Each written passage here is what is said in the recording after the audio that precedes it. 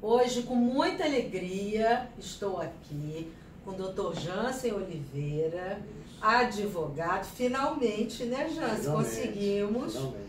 O Dr. Jansen Oliveira, ele é presidente da OAB, da Comissão Liberdade de Expressão da OAB da Barra da Tijuca. Olha que nome grande.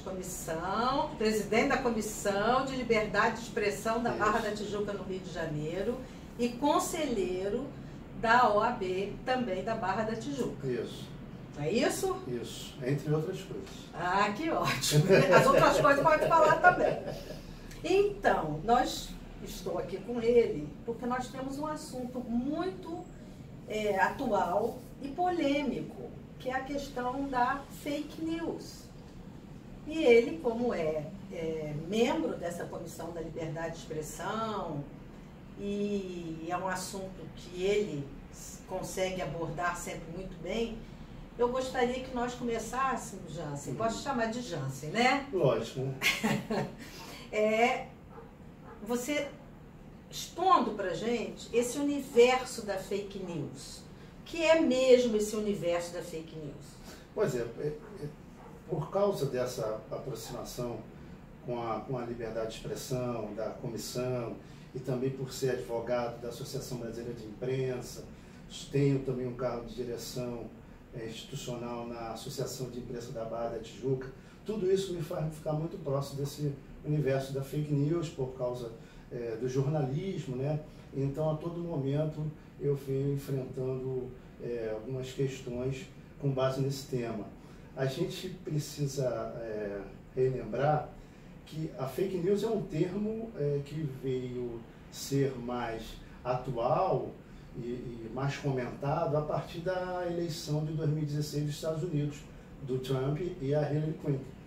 Inclusive porque, segundo a imprensa de lá, as fake news até ajudaram o Trump se eleger, né, e etc.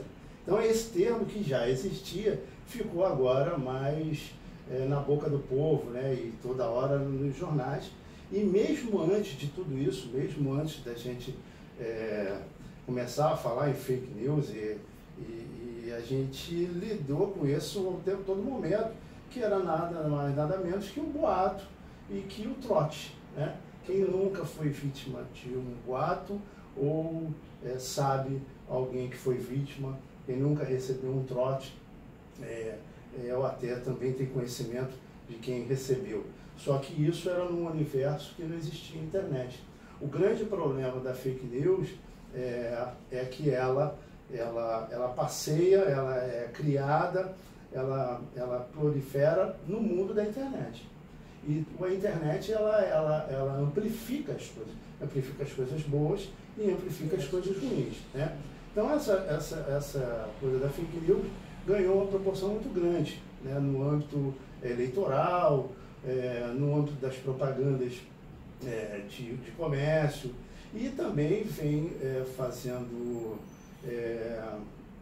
causando problemas até nos âmbitos pessoais, né? A gente tem enfrentado, principalmente nas redes sociais, eu acho que até o WhatsApp ele tem tido uma participação negativa nesse ponto. Porque o que vem de lixo ali, né, de boato. Muita coisa ruim, muito boato, pessoas que são vítimas, a gente já teve isso propagado nos jornais, na televisão, pessoas vítimas de problemas de boatos feitos que, às vezes, até de maneira proposital, né? Esse é o problema.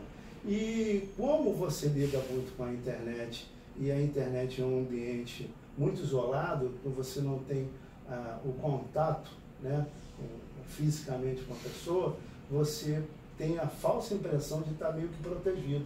E que isso não é verdade. E acho até o contrário, né? Nós ficamos totalmente expostos, desprotegidos, sim, né? Sim. Os nossos dados, as nossas referências todas por aí. Agora, você tinha dito assim, que isso tem trazido consequências nos relacionamentos, nos âmbitos pessoais. Sim. O que você poderia trazer aqui para a gente nesse sentido de comportamento, relacionamento? Como é que isso tem interferido? Por exemplo, você recentemente fez um vídeo sobre bullying, né? Essas notícias, essas notícias falsas, elas percorrem também um ambiente, por exemplo, escolar. Isso passa de telefone a telefone, WhatsApp, de pessoa para pessoa, numa proporção muito grande. E isso cria na criança, no jovem, por exemplo, um problema muito sério, até às vezes de não querer nem sair de casa. E muitas das vezes ele nem fala com o pai sobre isso. Isso tudo é montado propositalmente, né, pelos colegas, né, que fazem um apanhado, né, muito nocivo, e que as pessoas acabam recebendo aquilo como verdade, e fica muito difícil de você encarar aquilo e até se proteger, né? Hoje em dia, a Delegacia de Crimes Digitais... Então, tem uma delegacia de crimes digitais. Tem uma delegacia no Rio de Janeiro tem algum lugar? Na cidade da polícia ali. Na cidade da polícia. Em Benfica, eu acho que parece ali, fica ali no Jacaré. Existe isso, elas estão cada vez mais especializadas. Então, assim, quem pensa que vai montar uma notícia dessa e vai ficar incólume, não vai conseguir passar não, porque está cada vez mais o cerco, eles chegam mais rápido nos computadores, né? Então está ficando mais difícil. Obviamente, essas pessoas que fazem isso de forma proposital, também elas se especializam, né? Então a gente tem que criar consciência. Existem várias leis e vários projetos hoje tramitando para fazer um combate às fake news, e um combate também às notícias que circulam, né, no âmbito das redes sociais. Mas eu tenho para mim que, se nós não tivermos consciência de que não devemos ter um cuidado no compartilhamento, o WhatsApp, por exemplo, se ninguém reparou, o WhatsApp é uma coisa. Você tem hoje, quando você encaminha uma notícia, ele diz lá que você encaminhou. Hoje já tem isso. Então, tudo isso é o aperfeiçoamento do instrumento. Uma coisa que me impressiona, assim, que mensagens que você recebe de fatos, de pessoas, de situações, que você olha e diz assim, isto é um absurdo, isso não é verdade. E você recebe aquilo de pessoas que são intelectualmente totalmente capazes, que têm cultura, que têm conhecimento, e as pessoas passam. Então, eu acho que tem uma coisa nessa consciência que é o bom senso do repassar e encaminhar uma mensagem. Porque o perigo, o risco, né, e o malefício que você pode causar é muito grande, né? Inclusive, você pode responder criminalmente, né? Sim. Além de ter que responder no âmbito civil, você pode responder no âmbito penal, e isso é muito sério, né? Temos algum caso aqui? Vários, e a imprensa toda hora noticia, com os próprios artistas, né? E inclusive condenação. Olha só, a justiça hoje vem enfrentando, vem dando decisões, condenando pessoas a danos morais, simplesmente porque compartilharam. Elas nem criaram. Elas apenas compartilharam aquela notícia falsa que criou algum tipo de dano, e elas passaram a ser arroladas, né, no processo e foram condenadas. A justiça já tem se posicionado nesse sentido. E que tipo de punição vem para essas pessoas? Assim? Como é que elas são?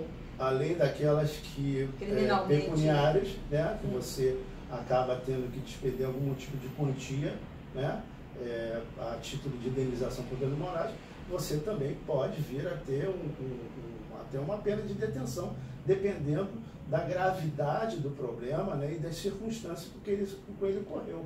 Então, é muito sério isso, não é uma coisa banal, né? Você tem algum exemplo, assim, de alguma coisa do WhatsApp ou das redes sociais de uma maneira geral, de algo que tenha criado esse tipo de problema jurídico, etc.? Os exemplos, eles acontecem assim, quase que diariamente. Pessoas que estão vivas e passam a ser noticiadas a sua morte. Isso pessoas de gravidez, isso tem todo dia, praticamente quase todo dia. A questão mais pujante, que eu acho de mais gravidade, é que hoje em dia você também passa por um problema de falar alguma coisa para alguém e ela transformar aquilo e repassar de uma maneira errada, né? Às vezes de forma proposital ou simplesmente por ter entendido de uma maneira diferente. E isso, você, hoje, com o mecanismo até de você fotografar, de você armazenar aquela conversa, isso ocasiona um problema muito sério, né? Então, assim, eu acho que se a gente não tiver mesmo essa conscientização, cada vez mais estaremos diante desse tipo de problema. E nós temos algum tipo de instrumento para verificar, algum site, algum local, que você possa verificar e dizer assim, isso é um boato. Tem até um site que de vez em quando eu acesso desse boato. Não, tem vários. Se você entrar no Google, eu não vou aqui citar um, porque pode ser que esse seja menos eficaz do que o outro, mas assim, hoje tem várias ferramentas ajudando nesse sentido. A própria imprensa, né? Eu me lembro que a Globo está fazendo isso, parece que a Folha também, eu acho que a CBN. Então, assim, hoje você tem várias facilidades. Basta você ter conter sua ansiedade de repassar. Bom senso. O bom senso, conter sua ansiedade de passar aquela notícia falsa. Verificar, né? E verificar, porque tem isso que você falou também. As pessoas não estão se dando o trabalho nem de olhar, pega e repassa. E isso hoje está gerando dano, né? Então, quanto mais a justiça passar a enfrentar esse problema, acho que talvez também isso vai ocasionar uma inibição. Mas uma inibição da forma negativa, né? Que a inibição melhor seria da forma positiva, seria através da consciência. A pessoa entender que a internet é uma ferramenta ótima. Basta você utilizar de forma adequada, né? E que também não é mais o território de ninguém, né? Porque a gente, quando isso tudo começou por aqui, é terra de ninguém. Não é terra de ninguém mais, né? Não, a terra está mapeada, as pessoas sabem da onde vem a mensagem, da onde a pessoa está acessando, não é mais assim. É natural que a gente tenha enfrentado esse tipo de problema, ou até esteja ainda enfrentando, é tudo uma novidade, né? Afinal de contas, até há pouco tempo a gente não tinha internet, então isso é natural, que a gente saiba lidar com essa ferramenta, e como qualquer tipo de ferramenta, um martelo, por exemplo, né? Você pode usar para o bem, que é pregar alguma coisa, ou pode dar na cabeça de alguém e fazer ele de mau uso, né? Então, assim, se a gente souber usar, obviamente, a internet, ela só vai trazer benefícios. Sim. Agora, se nós explorarmos aquela veia pouco sádica que habita em todos nós, aí realmente vai ficar muito difícil e aí nós vamos ser responsabilizados. Eu acho que tem um outro assunto, uma outra questão, que eu acho que é um outro assunto para a gente aqui, que é a questão desse âmbito aí da internet, o virtual, na questão dos relacionamentos, das traições virtuais, da infidelidade, que também gera muitas vezes uns boatos falsos, né, para quem recebe ali uma informação distorcida. Eu acho que esse é um assunto que a gente talvez tenha que tratar. As pessoas me perguntam muito, como é que é essa história da infidelidade virtual? Se é que ela é virtual, né? Eu acho que esse tipo de infidelidade, ele acaba impactando porque ele revela o real a real intenção, o real pensamento daquela pessoa. Por isso que ela tem um impacto muito grande, né? Enquanto ela está na liberdade do pensamento, tudo muito bom, tudo muito bem, né? Isso não tem nenhuma repercussão, né? Mas quando você extravasa aquilo, mesmo que virtual, você praticou aquela quebra da ética do relacionamento, né? Então, isso também tem, hoje o tribunal tem se posicionado de maneira muito rigorosa com relação a esse tipo de problema. Agora, obviamente, desde que essa infidelidade, essa troca, exponha o parceiro, né? Porque se não expor, aí vai ficar distrito a um tipo de ao relacionamento daquele casal, né? Ou daquelas duas pessoas, né? Eu acho que esse é um outro tema bem interessante. Explorar. E antes da gente terminar, você tem alguma coisa que você gostaria de passar para todo mundo? Porque esse assunto ele é muito importante. Pois é, eu acho que a gente está num caminho interessante de debater sempre essas situações. A imprensa tem feito o papel dela. Eu espero que a escola também faça esse tipo de contribuição. Eu acho que a gente, entre nós, entre nossos pais, temos que abordar o assunto e falar isso de uma maneira bem clara e entender que se nós nos conscientizarmos de que é preciso ter bom senso antes de repassar alguma coisa e checar, isso pode trazer para a gente mesmo um problema muito sério e às vezes até que cause um dano significativo.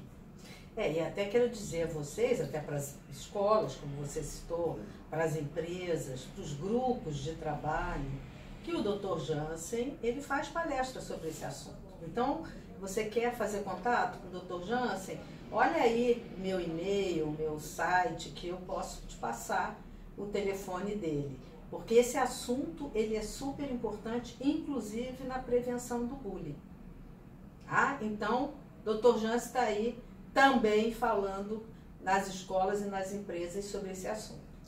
Isso aí, Márcia, agradeço o convite aqui. Eu é que agradeço finalmente. Os assinantes aí, os inscritos e os não inscritos, que compartilham, que curtam, porque é muito interessante aqui o canal da Márcia Modeste.